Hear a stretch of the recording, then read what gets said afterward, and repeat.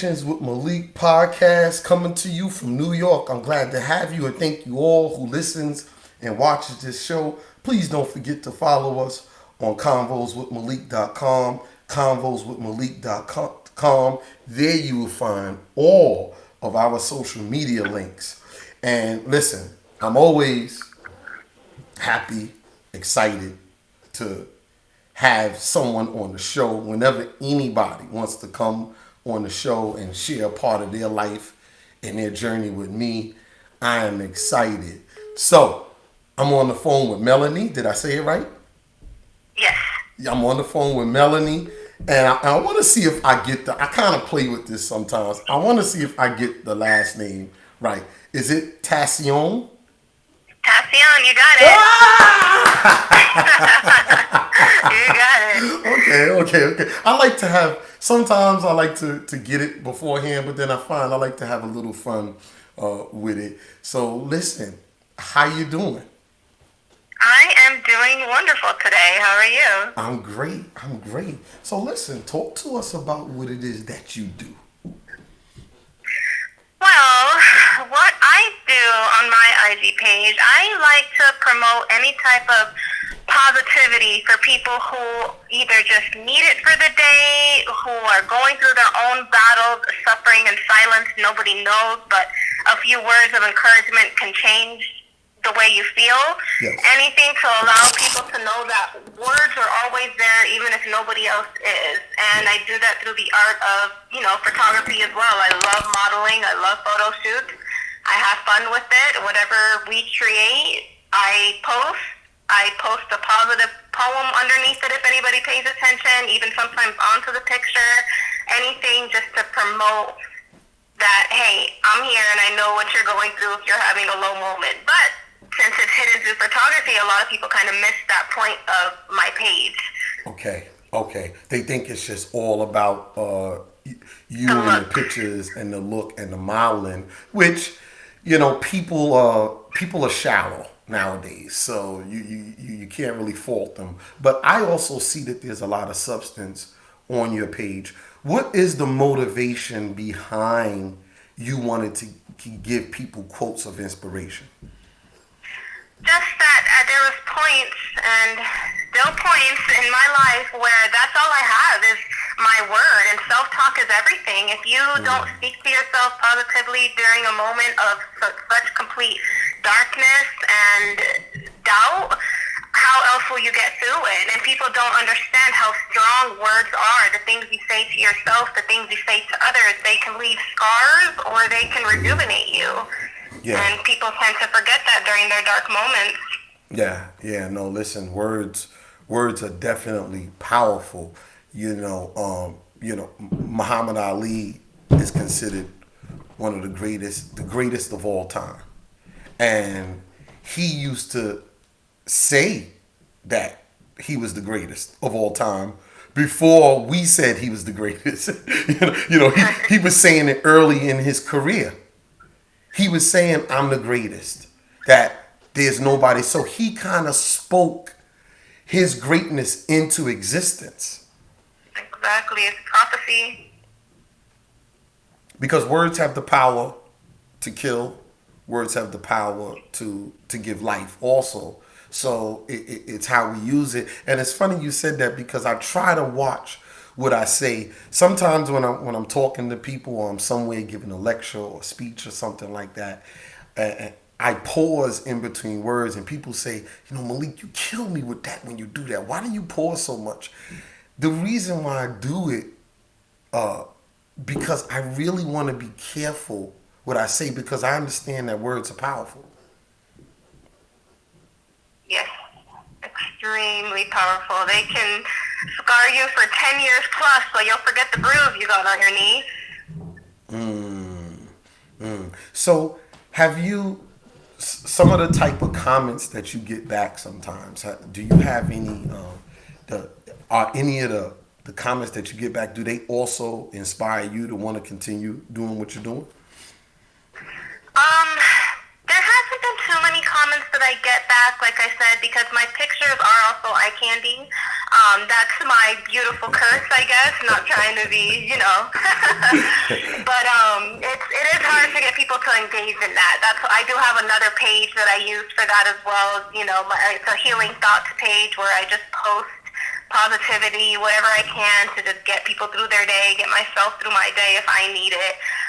So not too much on my initial one, but everybody loves the pictures, so it's getting out there somehow. Right. So you're kind of using the pictures as hook and bait to. Kinda, yes, because I attract all different types of people who like my quotes, like the photos and comments under my pages. You'll see from teenagers to older men to young women. So I pull in a little bit of everything. Yeah, and there's some weirdos out there, so I'm pretty sure you're getting some, not too pleasant comments too. People are just weirdos and stalkers. Yeah, it's expected though, right? A woman's job is never done. Yeah, and you are beautiful, I might add. Thank you. The pictures are lovely, and they're tasteful.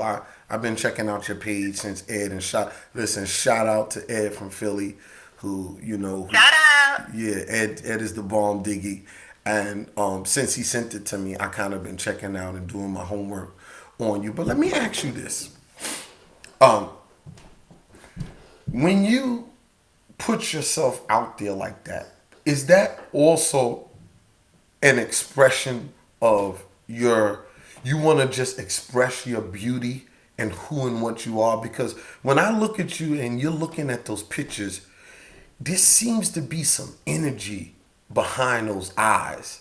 Am I miscalculating?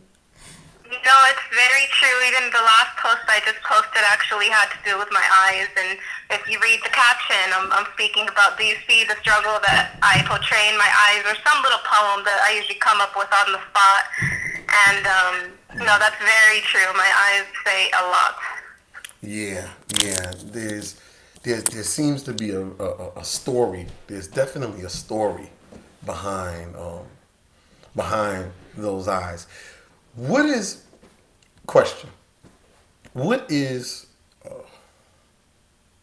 your most challenging? What has been your most challenging experience in accepting your femininity and your beauty? Because not everybody, and I'm asking this for a reason, because not everybody is willing to put themselves out there the way that you're doing. As far as some people don't like themselves. Everybody doesn't love themselves, but you're putting yourself out there and you're putting a positive message with it to say, hey, I am somebody, I am something, I am beautiful, I'm happy, I'm peaceful, and you can be that way too. Did you have any experiences that made you get to that point where you had to have that conviction? Was there any tough times, something that you're willing to share with me? Oh goodness, if you want to turn this into a story on E-News. But yes, there was a lot of hardship, a lot of negativity that I went through. I literally had to be submerged in the dark side to come out and realize that there's light. There's been something after me, and I'm very spiritual, but there's been something after me since I was born. Yes. And there's a lot of people who have probably went on the same path but didn't have the same outcome. A lot of people allow their negative encounters to create such a negative character in this world, and they just want to take everybody out, and that's how the dark side gets to you, to domino effect. And I chose to not go that route. Don't get me wrong, I was a little crazy. You could have caught me on an episode of Cops at one point, but I turned for the best. So hold on. So you was one of those teenagers that was quick to give you a 2-piece with a biscuit. You punch a chick in the face. Yeah, you're more than that. I won't say it so I don't get caught up in nothing. But okay. I was a little crazy little girl. Okay. And I had to be, because that's all I was shown at one point, was just that anger runs this world and you need to hate and hurt people. And once I realized that's not who I want to be, I didn't want to follow in the path of those who wanted to brush their negativity on me. I slowly realized that there's more to life than just following that pattern and you can break the chain, even if it's as simple as with what you say to others, how you treat others, how you treat yourself. Yes. Yes. No, that's true. My past was the same. I was a juvenile delinquent. Um, I was in a lot of pain. There was people for years who I would say from the age maybe 15 to 18, I don't I don't even know if I smiled. I might have smiled maybe you can count them on both hands. Um, Yeah. I was, but I was hurting, right? And I was hurting on the inside, and I didn't like myself. So it was easy for me to do something to somebody else that looked like me, right? Because it was self hatred. Now I didn't know that at the time. At the time, it's that's Wild Malik from South Jamaica, Queens. He ain't no joke. That was he'll do this to you, he'll do that to you, right? That was my mo. That was listen. I mean, I would walk through and the whole block would clear out. And I'm not trying to say that I'm tough. I see it now that I was just in pain and I was very fearful, and I transferred that fear to other people. Exactly. It's that domino effect. It's all we know. We go with what we know. Yeah. And sometimes that could, lead to states that are worse than what we even went through. But that's what pain does to us. And people don't realize that it's just the pain. They just go with it and allow it to create their reality. And that's the character that they choose to become in other people's lives and in their own lives. So two things. What was your breaking point?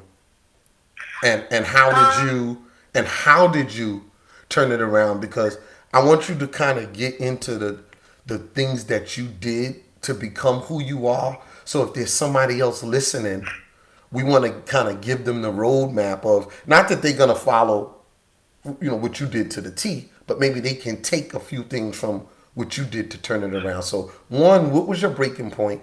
And two, what were the steps you took to turn it around? Oh, goodness. Okay, I think my breaking point was the first start of it. I want to say I was 17, going to turn 18. I had gotten into a little bit of trouble, with the law. Luckily, I was only 17, and I was going to be arrested. And this is the first time I had ever gotten caught for anything. I always got away. Gotcha. But I think the universe was trying to warn me, like, Melanie, you can't keep doing this. Imagine if I would have gotten in trouble, I was 18, I would have been in jail, and who knows what would have happened to me in there. Right. So that was the first breaking point to make me stop following the trends of what other people showed me to do in life. Gotcha. So once that happened, the second one was realizing the people that were around me, they didn't care that I was going to be locked away. They didn't care about me. And that just reminded me, if they're not going to care about me, if the people who turned me like this or who I followed didn't care about me, who was going to care about me? So that made me care about myself. And from then on, I removed those people from my life. I stayed alone. And yes, I was 17, eating alone in the lunchroom. I didn't care. I wanted to be better for myself, because if I would have gone to jail, nobody would have been there for me to help me get out of the fights I was in, whatever danger I could have put myself in, because I was being young, stupid, and following a trend of negativity. So that was the initial breaking point. From there, I cut out any chaos, any craziness. I was very careful about my circles. I was actually friendless for I don't know how long. And, that just kind of started it on that point. And then with the poetry and the photography and all that stuff, I started it thanks to a friend who was just trying to get her, model line running for her bikini set, and she needed a model in the middle of December, and I said, I'll do it. And, finally I just took all the positivity that I gained from removing the wrong people from my life, from choosing to turn my life around, and I finally just put it into the pictures and spread it into the words, hoping that maybe it could help even just 5 people that read what I caption or read what I say. You know what I mean? Just making a difference even for the small amount, because not everybody can do that for themselves. It takes a huge, rude awakening. Yes. Yeah. And it's the same thing with me. The main the main piece of my transformation was to help others, to be a tool and to be a vessel. That's why I'm doing the podcast. I'm doing the podcast so I could continue allowing the universe, allowing God, whatever the people out there listening to believe in and don't believe in, the positive force in whatever it is. Yes. I can't explain it. I can't say that I know what that power is, but I know that the power is real, and I know that it lives and works through me. And it was just a matter of me allowing it to work through me. And from me allowing it to work through me, it actually gave me a sense of purpose. No, exactly. It helps people feel heard. That's definitely the first guess that I got from it. So, before we close, a couple questions. And once again, thanks for coming on. Shout out to Ed from, I'm calling him Ed from Philly. That seems to be his name now on the show, Ed from Philly. And we're going to let you plug your social media stuff and all of that. So I like to end the show and I ask a couple of questions. So you're on a desert island, like Tom Hanks' Castaway.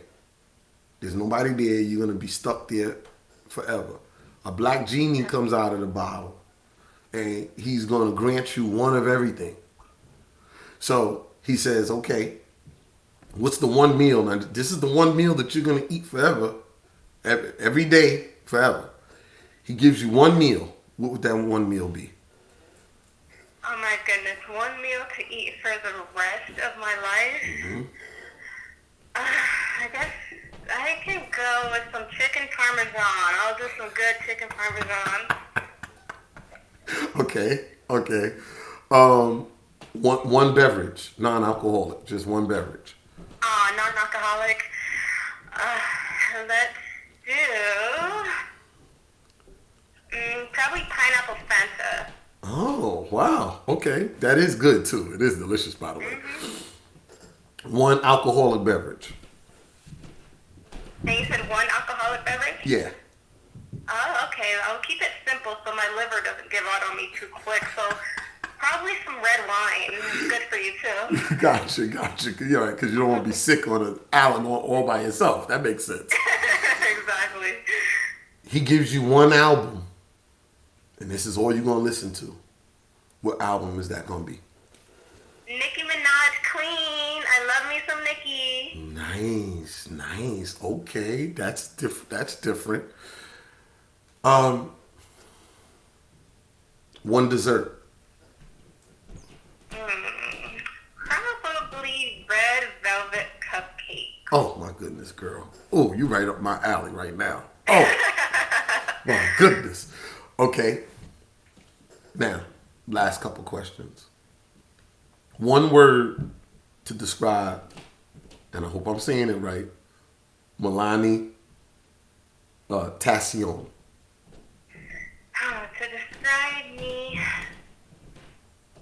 survivor.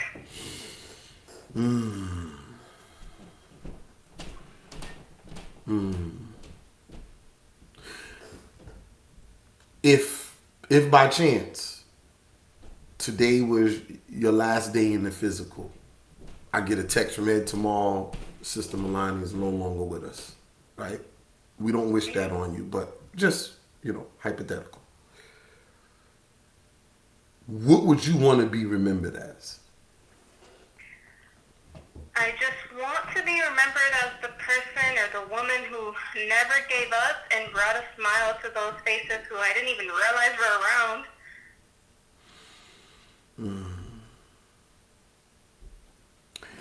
If you could go back in time, last question, like Back to the Future, and you can speak to a 10-year-old Melanie, what would you say to her?